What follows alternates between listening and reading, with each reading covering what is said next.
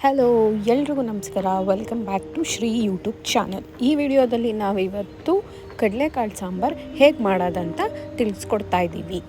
Once again welcome back to Shri YouTube channel.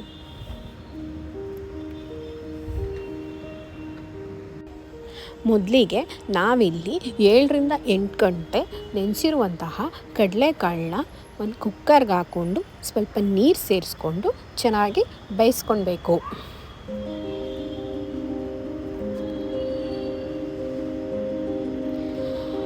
ಅದಾದಮೇಲೆ ಒಂದು mixie ಜಾರ್ಗೆ ಸ್ವಲ್ಪ ತೆಂಗಿನ ತುರಿ, ಸ್ವಲ್ಪ ಶುಂಠಿ, ಬೆಳ್ಳುಳ್ಳಿ, ಆಮೇಲೆ ಗಸಗಸೆ,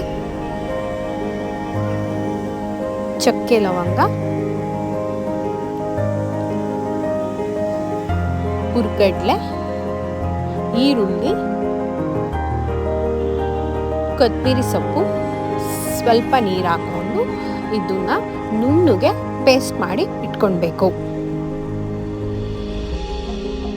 ಇದಾದಮೇಲೆ ಒಂದು ಪಾತ್ರೆಗೆ ಸ್ವಲ್ಪ ಎಣ್ಣೆ ಹಾಕಿ ಸಾಸಿವೆ ಹಾಕಿ ಅದು ಸಿಡಿದ ಮೇಲೆ ಅದಕ್ಕೆ ಸ್ವಲ್ಪ ಈರುಳ್ಳಿ, ಸ್ವಲ್ಪ ಬೆಳ್ಳುಳ್ಳಿ, ಆಮೇಲೆ ಸ್ವಲ್ಪ ಕರಿಬೇವಿನ ಸೊಪ್ಪು ಹಾಕಿ ಚೆನ್ನಾಗಿ ಫ್ರೈ ಮಾಡ್ಕೊಳ್ಬೇಕು.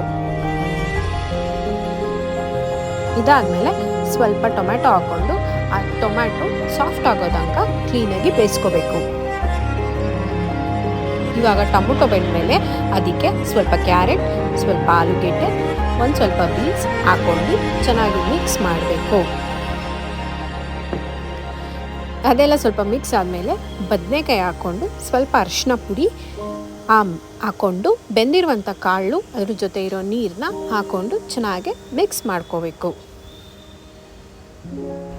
ಇವಾಗ ನಮ್ಗೆ ಎಷ್ಟು ಬೇಕಷ್ಟು ಅಳತೆಗೆ ನೀರು ಹಾಕ್ಕೊಂಡು ಉಪ್ಪು ಹಾಕ್ಕೊಂಡು ಸ್ವಲ್ಪ ಕುದ್ಮೇಲೆ ಅದಕ್ಕೆ ಸ್ವಲ್ಪ ಸಾಂಬಾರು ರುಬ್ಬಿಟ್ಕೊಂಡಿರುವಂಥ ಮಸಾಲೆ ಹಾಕಿ ಚೆನ್ನಾಗಿ ಮಿಕ್ಸ್ ಮಾಡಬೇಕು. ಇಲ್ಲಿ ನಾವು ನಮಗೆ ಎಷ್ಟು ಹದಕ್ಕೆ ಬೇಕು ಅಷ್ಟಿಗೆ ಬೇಕಾದರೆ ಸ್ವಲ್ಪ ನೀರನ್ನ ಕೂಡ ಮಿಕ್ಸ್ ಮಾಡ್ಕೊಳ್ಬೋದು. ಎಲ್ಲ ಮಿಕ್ಸ್ ಆದಮೇಲೆ ನಾವು ಇದನ್ನು ಕುದಿಯೋಕ್ಕೆ ಬಿಟ್ಬಿಡಬೇಕು. ಚೆನ್ನಾಗಿ ಕುದ್ಮೇಲೆ ಇದನ್ನ ಮುದ್ದೆ ಅಥವಾ ಅನ್ನದ ಜೊತೆಗೆ ಸರ್ವ್ ಮಾಡಿ. ಇದೇ ಥರ ಟೇಸ್ಟಿ ರೆಸಿಪಿಗಳಿಗೆ ಶ್ರೀ ಯೂಟ್ಯೂಬ್ ಚಾನಲ್ನ ಸಬ್ಸ್ಕ್ರೈಬ್ ಮಾಡಿ ಹಾಗೂ ಲೈಕ್ ಮಾಡಿ, ಕಮೆಂಟ್ ಮಾಡಿ.